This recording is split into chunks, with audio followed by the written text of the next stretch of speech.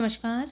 स्वागत है आप सभी का ज्ञान गंगा चैनल पर। हिंदू पंचांग के अनुसार प्रत्येक माह में 2 बार त्रयोदशी तिथि आती है, एक शुक्ल पक्ष में और दूसरी कृष्ण पक्ष में। त्रयोदशी तिथि के दिन प्रदोष व्रत रखने का विधान है।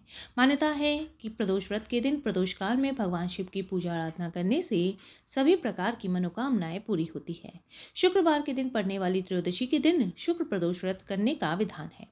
आज के इस वीडियो में हम जानेंगे कि साल 2024 में फाल्गुन शुक्र प्रदोष व्रत कब है। 22 या 23 मार्च को। त्रयोदशी की तिथि क्या रहेगी, व्रत की विधि क्या है, व्रत की कथा क्या है और पूजा का समय क्या रहेगा। तो चलिए शुरू करते हैं आज की वीडियो को। लेकिन वीडियो शुरू करने से पहले अगर आप मेरे चैनल पर नए हैं और अभी तक आपने इसे सब्सक्राइब नहीं किया है तो आगामी प्रदोष व्रत की तिथियों की जानकारी प्राप्त करने के लिए आज ही मेरे चैनल को सब्सक्राइब कर लीजिए, साथ में बेल आइकन को प्रेस कर दीजिए ताकि आपको मेरे वीडियोस की नोटिफिकेशन मिलती रहे। वीडियो अच्छा लगे तो उसे लाइक और शेयर करना बिल्कुल मत भूलिए। तो चलिए शुरू करते हैं आज का वीडियो।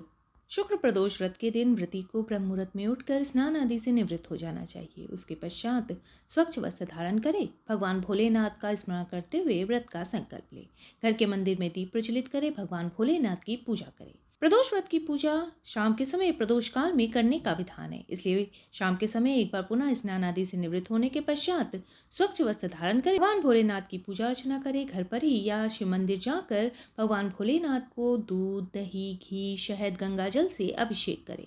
भगवान शिव को श्वेत चंदन अर्पित करे। शिवलिंग पर सफेद चंदन का लेप लगाएं, बेलपत्र, मदार, पुष्प, भांग आदि अर्पित करे। विधि पूर्वक पूजन करे, भगवान शिव को भोग लगाएं, भगवान शिव की आरती करे।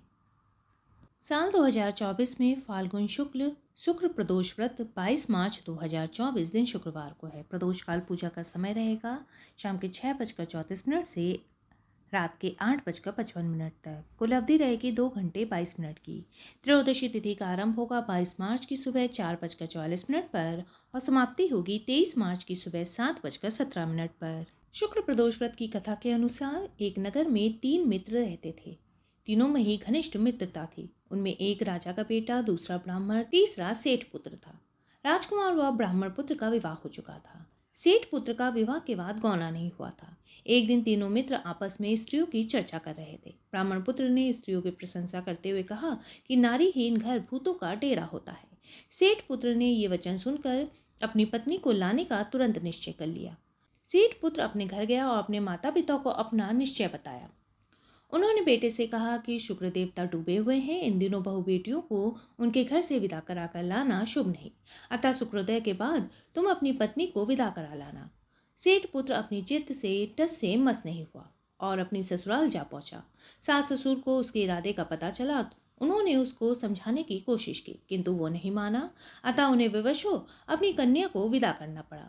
ससुराल से विदा होकर पति पत्नी नगर से बाहर निकले ही थे कि उनकी बैलगाड़ी का पहिया टूट गया और एक बैल की टांग टूट गई। पत्नी को भी काफी चोट आई। सेठ पुत्र ने आगे चलने का प्रयत्न जारी रखा, तभी डाकुओं से भेंट हो गई और धन्य धान लूट कर ले गए। सेठ का पुत्र पत्नी सहित रोता पीटता अपने घर पहुंचा। जाते ही उसे सांप ने डस लिया। उसके पिता ने वैद्यों को बुलाया। उन्होंने देखने के बाद घोषणा की कि उनका पुत्र 3 दिन में मर जाएगा। उसी समय इस घटना का पता ब्राह्मण पुत्र को लगा। उसने सेठ से कहा कि आप अपने लड़के को पत्नी सहित बहू के घर वापस भेज दो। ये सारी बाधाएं इस कारण से आई है कि आपका पुत्र शुक्रास्त्र में पत्नी को विदा कर लाया है। यदि ये वहां पहुंच जाएगा तो बच जाएगा।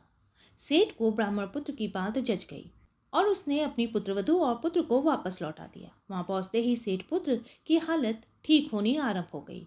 तत्पश्चात उन्होंने शेष जीवन साथ में सुखपूर्वक बिताया और मृत्यु के बाद। मेरे वीडियो में अंत तक बने रहने के लिए आपका बहुत बहुत धन्यवाद। फिर मिलेंगे किसी नए वीडियो के साथ।